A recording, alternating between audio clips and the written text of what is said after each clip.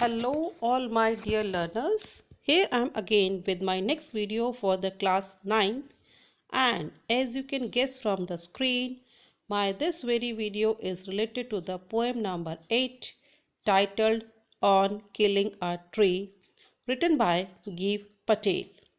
In this very video I am going to share with you the introduction, the explanation of all the stanzas and the literary devices being used in this very poem. So do watch the video till end of it and feel benefited. And if you are new to the channel, then do subscribe the channel and get prepared for your annual exams. You may soon have your annual exams in your school. So without wasting any more time, let's get started. On your screen you have the introduction of the poem. See, the poet Giv Patel sensitizes the readers and highlights the fact that trees are living things. Poet जो हमारे give Patel वो readers को sensitise करते हैं. Sensitise means to make somebody और something more aware of something. किसी को किसी चीज़ के बारे में और अवेयर करवाना, कोई प्रॉब्लम से अवेयर करवाना या किसी बैड सिचुएशन से अवेयर करवाना, वो होता है सेंसिटाइज. तो इस पोएम में भी पोएट जो सेंसिटाइज करना चाहता है रीडर्स को और हाईलाइट करना चाहता है उस फैक्ट को कि ट्रीज़ जो हैं they are being living things. Trees भी जो हमारी लिविंग थिंग्स होती हैं. ओके, ही इक्वेट्स मीन्स मतलब एक वस्तु को दूसरे के बराबर माना. Means to consider one thing as being the same as something else. तो उसको हम कहते हैं इक्वेट मीन्स इक्वल मानता है. पोएट ट्रीज को किसके बराबर करते मानता है वो? With humans, to convey that trees should not be cut. इस पोएम के थ्रू हमें पोएट ये कहता है कि पेड़ को हमें काटना नहीं चाहिए. Because destroying trees is just like killing a human being. क्यों नहीं काटना चाहिए हमें पेड़ों को? क्योंकि जब हम एक पेड़ को काटते हैं तो इसका मतलब हम एक मनुष्य को काट रहे हैं. जब पेड़ों को मनुष्य से कंपेयर ही कर दिया तो पेड़ को काटना मतलब मनुष्य को काटना या उसको मारना. तो ये पाप हम क्यों करें? और ट्रीज़ तो हमें डायरेक्टली और इनडायरेक्टली सब कुछ हमें ट्रीज़ से ही मिलता है. ठीक है, our life, our survival, it is dependent on the trees only. So a tree does not die, it should not be killed merely cutting, सिर्फ काटने से. because it grows from which where it is cut. सिर्फ काटने से पेड़ नहीं कटता, मरता नहीं है. क्यों? क्योंकि जहाँ से हम उसकी ब्रांच काट देते हैं वहाँ से दोबारा से वो फिर, आपने देखा होगा छोटी छोटी पत्तियाँ जो दोबारा फूट जाती हैं, ब्रांचेस वहाँ से दोबारा निकलने शुरू हो जाते हैं. So if it has to be destroyed, अगर उसको मारना ही है ट्री को, then it has to be uprooted. उसको जड़ से ही उखाड़ना पड़ेगा, तभी हम किसी ट्री को जो है काट सकते हैं या उसको किल कर सकते हैं. ओके, तो ये था आपका इंट्रोडक्शन इस पोएम का. चलो, जैसा कि मैंने आपको पहले ही बताया कि मैं इस वीडियो में आपका एक्सप्लेनेशन भी शेयर करने वाली हूँ. तो चलो आगे देखते हैं एक स्टेंजा एक के बाद एक और उनका एक्सप्लेनेशन. ओके, देखिए कैसे आपको दिखा रखा है, एक व्यक्ति है, ट्री को कैसे वो काट रहा है और कैसे वो ट्री जो है डाई होता है, वो हमने इसमें पढ़ना है. चलो जी, आपके स्क्रीन के ऊपर आपके पास है फर्स्ट स्टेंजा और स्टेंजा नंबर 1 हमें क्या कहता है? It takes much time to kill a tree, not a simple jab of the knife will do it. It has grown slowly consuming the earth, rising out of it, feeding upon its crust, absorbing years of sunlight as water, and out of the leprous hide sprouting leaves. शुरू में जब poem शुरू होती है तो poet हमें बताता है कि वो पेड़ जो है, ट्री जो है, जिसको कि हम काटने की कोशिश करें इस पोएम में, उसने काफ़ी समय लगता है। It takes much time to kill a tree. एक पेड़ को काटने के लिए, उसको मारने के लिए बहुत समय लगता है। Not a simple jab of the knife. एक सिंपल जैब, जैब क्या होता है? Jab means to quickly or roughly when we hit something with a sharp instrument, that is called jab. तो शार्प इंस्ट्रूमेंट जो है नाइफ है, उसका एक सिंपल हिट जो है वो उस पेड़ को नहीं मार सकता। It will not do, it is not sufficient, it can't kill the tree. क्यों? Because it has grown. वो जो पेड़ जो है बड़ा हुआ है स्लोली, धीरे धीरे। हम लोग, आपने देखा होगा जब पौधा लगाते तो एकदम से वो ट्री नहीं बन जाता। It takes years to become a tree. तो धीरे धीरे वो बड़ा होता है। और कैसे वो बड़ा होता है? कंज्यूमिंग द अर्थ, अर्थ को कंज्यूम करके। कंज्यूम का मतलब होता है अर्थ के अंदर जितने भी मिनरल्स हैं एब्जॉर्ब करके, जितने भी मिनरल्स हैं, वाटर, सब कुछ एब्जॉर्ब करता है अर्थ से। Consuming means absorbing. And rise of it, और उस धरती से, उस अर्थ से वो बाहर निकलता है वो पेड़। Feeding upon its crust. Feeding का आपको पता होगा, अपना खुद का अपना पालन पोषण करना, अपना भोजन प्राप्त करना। क्रस्ट होता है, it is the thin shell on the outside of the earth. हमारी पृथ्वी के बाहर जो पतली सी शेल होती है, कवरिंग होती है, उसको हम क्रस्ट कहते हैं। ठीक है। Absorbing years of sunlight. आपने देखा होगा फोटोसिंथेसिस प्रोसेस पढ़ा होगा साइंस में भी। प्लांट कैसे ग्रो करता है? सनलाइट उसको बहुत ज़रूरत होती है, बिना सनलाइट के द प्लांट ऑलवेज डाई।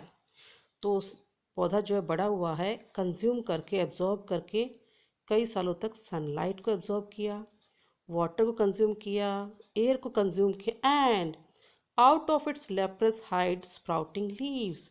और उसकी जो लेप्रस हाइड है, लेप्रस का मतलब here it means relating to और रिजेम्बलिंग लेप्रेसी।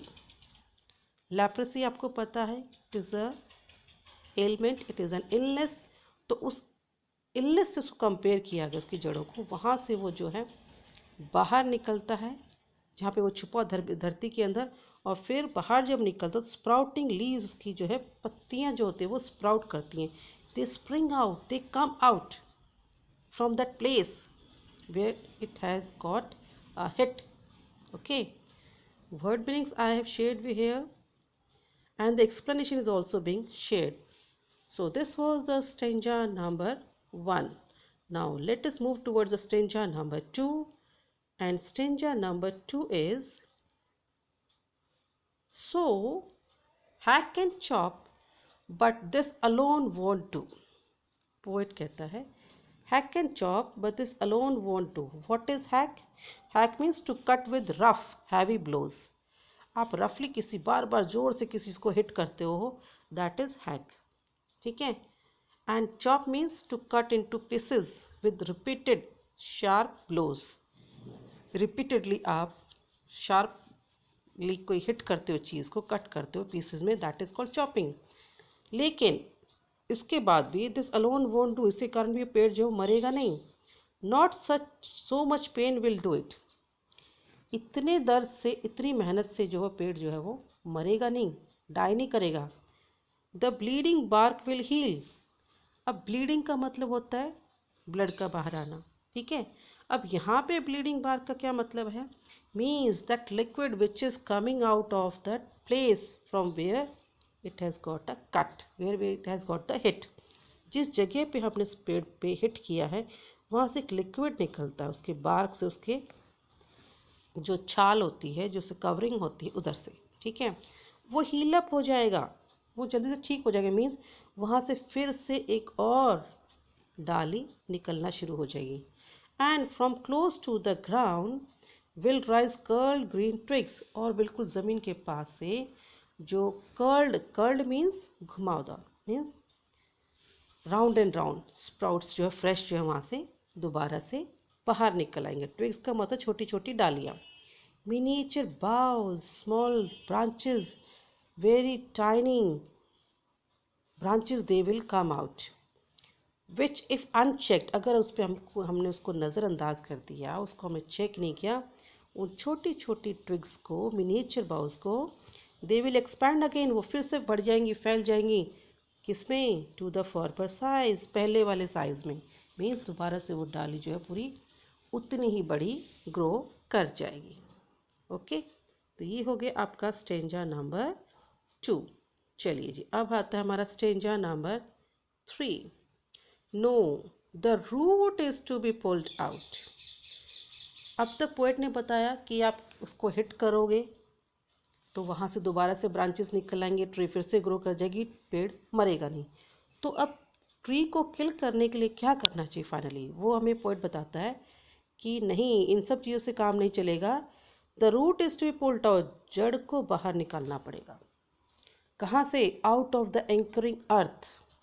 जो अर्थ है, जो धरती है, जिसने इसको एंकर कर रखा है, जिसने इसको पकड़ रखा है, सिक्योर कर रखा है ट्री को फर्मली अपनी मिट्टी के साथ, वहाँ से उसको बाहर पुल आउट करना पड़ेगा। आपने देखा होगा कोई पौधा जब उखाड़ते हैं या कोई पेड़ कटता है तो उसकी जड़ें जो होती है ज़मीन के अंदर, उसके साथ मिट्टी भी होती है, तो उस मिट्टी के साथ उस जड़ों को वो जो है टाइटली पकड़ के रखती है और उसको हिलने नहीं देती। It is to be roped, अब पेड़ को जो है रस्सी से बांधना पड़ेगा, टाई करना पड़ेगा, एंड पुल्ड आउट। पेड़ बहुत बड़ा है, कट नहीं रहा है, तो रस्सी से पकड़ के उसको नीचे खींचना पड़ेगा, गिराना पड़ेगा। Snapped out, snapped out means taken apart quickly, quickly उसको बाहर हटाना पड़ेगा एक तरफ, और पुल्ड आउट एंटायरली, या उसको कंप्लीटली बाहर खींचना पड़ेगा पेड़ को, ज़मीन के अंदर जो पार्ट उसका अंदर फिक्स्ड है। आउट फ्रॉम द अर्थ केव, बाहर निकालना है उस पेड़ को, उसकी जड़ों को अर्थ की इस गुफा से, अर्थ की उस केव से, means the hollow part of the earth, that is called cave, and the strength of the tree exposed, और तब उस पेड़ की जो ताकत है, जिसके कारण वो खड़ा है, जिसके कारण वो दोबारा उसकी पत्तियां निकल आती है, वो ताकत, उस स्ट्रेंथ जो है वो एक्सपोज हो जाती है, वो बाहर नज़र आने लगती है। जब हम पौधे को उखाड़ते हैं, पेड़ को उखाड़ते हैं, तो जड़ बाहर नज़र आ जाती है, ज़मीन से बाहर वो निकल जाती है, एक्सपोज हो जाती है। द सोर्स, अब वो जो चीज़ एक्सपोज हुई है, स्ट्रेंथ जो है वो क्या है? द सोर्स है वो, which is white and wet. जड़ें जो होती हैं पेड़ की वाइट कलर की होती है, और वो नमी होती है धरती के अंदर, तो वो वेट होती हैं, गीली होती हैं। एंड दैट पार्ट, वो रूट्स जो होती हैं, they are the more sensitive part, they are hidden for years inside the earth, और वो कई सालों से उस धरती के अंदर छुपी हुई थी। ओके, तो ये हो गया आपका स्टेंजा नंबर 3। चलिए जी, अब हम इसके बाद स्टेंजा नंबर 4 देखते हैं। स्टेंजा नंबर 4 आपको क्या कह रहा है? Then the matter of scorching and choking in air and sun, browning, hardening, twisting, withering, and then it is done. अब जब पेड़ को उखाड़ दिया ज़मीन से, तो उसके बाद क्या होता है, फिर क्या चीज़ होती है? Then the matter of scorching. Scorching means very hot, झुलसाने वाला, आपको एकदम बर्न करने वाला। धूप में जब एक्सपोज हो जाती हैं वो जड़ें, तो उस स्क्रॉचिंग और चॉकिंग, चॉकिंग का मतलब टू बी और to make somebody unable to breathe, दम घुटने वाला जिसे कहते हैं। तो उस एटमॉस्फेयर में, उस एयर में, उस सन में जो है, वो जड़ें क्या हो जाएंगी? वाइट से ब्राउन कलर की हो जाएंगी, सूखेंगी, ड्राई हो जाएंगी, ब्राउन हो जाएंगी। और जो वो जड़ें ज़मीन के अंदर थी तब वो सॉफ्ट थी, जब वो एक्सपोज होती हैं, सन की रेज उसके ऊपर पड़ती हैं, एयर के कांटेक्ट में आती है, देन इट बिकम्स हार्ड, तो वो जड़ें हार्ड हो जाती हैं, फिर वो ट्विस्ट होने लग जाती हैं, मुड़ने लग जाती हैं, and they start withering. Withering means they fall into decay, या ड्राई होना शुरू हो जाती हैं, ठीक है। And then it is done, और तब सब काम अपना हो जाता है, मीन्स तब वो पेड़ मर जाता है, the tree is killed then. Okay, so this was the stanza number 4, and with this the explanation of this poem is completed. Now I am going to discuss with you the literary devices being used in this very poem. First of all, I will discuss with you the rhyming scheme of this very poem. See, the poem, it is written in free verse. आपने देखा होगा last word, जैसे it takes much time to kill a tree, not a simple jab of the knife, will do it, it has grown, slowly consuming the earth. हर बार हम line का last word जब देखते हैं एक नया साउंड आता है। So no rhythm is there, no rhyme is there, कोई राइमिंग स्कीम इस पोएम की है ही नहीं। ओके सो अगर एग्जाम में क्वेश्चन आता राइमिंग स्कीम आपकी पोएम पूछी जाए तो आपने आंसर लिखना it is written in free verse. चलिए अब करते हैं लिटरेरी डिवाइसेस, जो मैं पहले भी अपनी एक वीडियो शेयर कर चुकी हूँ। सबसे पहले आपकी मैंने इसे शेयर की है एन्जैबमेंट। अब एन्जैबमेंट क्या होता है, चलो ब्रीफ में इसको भी डिस्कस कर लेते हैं। इनटू 2 और मोर लाइंस। जब एक सेंटेंस, आपने देखा होगा पोएम में जो है कई लाइंस होती हैं और ज़रूरी नहीं है कि हर लाइन के एंड पे जो फुल स्टॉप आए वहीं वो सेंटेंस कंप्लीट हो, वो आगे भी कंटिन्यू होता है। जब एक सेंटेंस कंटिन्यू होता है सेकेंड या सेकेंड से ज़्यादा लाइंस में तो उसको हम कहते हैं एन्जैबमेंट। एग्जाम्पल देखते हैं इसका। Not a simple jab of the knife will do it. देखो यहाँ पे सेंटेंस हमारा कंप्लीट हो रहा है इट के बाद। It has grown slowly consuming the अर्थ। अब सेकेंड लाइन से इट से शुरू हुआ, अर्थ पे आके ख़त्म हुआ। ठीक है। Rising out of it, feeding upon scratch, absorbing air, sunlight, water and out of the leprous hide sprouting leaves. यहाँ हमारा फुल स्टॉप आ रहा है। Full stop means the sentence is completed. तो कई बार तो 2 लाइन में, कई बार 3 लाइन में तक कंटिन्यू, 4 भी हो सकता है, आगे भी हो सकता है, तो इसको हम कहते हैं एन्जैबमेंट। तो ये लिटरेरी डिवाइस यहाँ पे यूज़ की गई है। उसके बाद जो हमारी नेक्स्ट लिटरेरी डिवाइस है वो है हमारी मेटाफर। अब मेटाफर क्या होता है, इनडायरेक्ट कंपैरिजन विदाउट एज और लाइक के जब कंपैरिजन करते हैं दैट इज मेटाफर। अब मेटाफर कैसे है, यहाँ पे हमने एक वर्ड यूज़ किया था पोएम में, leprous hide means the uneven colour of the surface of the trunk of the tree. जो पेड़ का जो तना है उसका जो अनइवन कलर है उसके सरफेस का, उसको हमने कंपेयर किया है to the skin of a person. उस व्यक्ति की स्किन से हमने कंपेयर किया है जो लेप्रेसी नाम की बीमारी से पीड़ित है, इसलिए उसको लेप्रस हाइड कहा गया है और कोई एज और लाइक वर्ड यूज़ नहीं किया गया है। So leprous hide is an example of metaphor. Okay, और है आपका ब्लीडिंग बार्क। यहाँ भी क्या है, जो लिक्विड, जो सैप जो निकल रहा है उस जगह से जहाँ से हमने हिट किया, उस ट्री को काटने की कोशिश की है, here it is compare to the bleeding. जो ब्लीडिंग का मतलब ब्लड बाहर निकलना, खून बाहर निकलना, तो bleeding from the wound. Wound होता है हमारा जख्म, जख्म से जो खून निकलता है ह्यूमन बॉडी के, उसके साथ जो इस सैप को, उस लिक्विड को जो कंपेयर किया गया है। अगेन इसके अंदर कोई एज या लाइक यूज़ नहीं किया गया। ओके, तो ये एग्जाम्पल हो गया आपका मेटाफर का। चलो नेक्स्ट लिटरेरी डिवाइस जो यूज़ की गई है वो है हमारी alliteration. Alliteration means repetition of a consonant.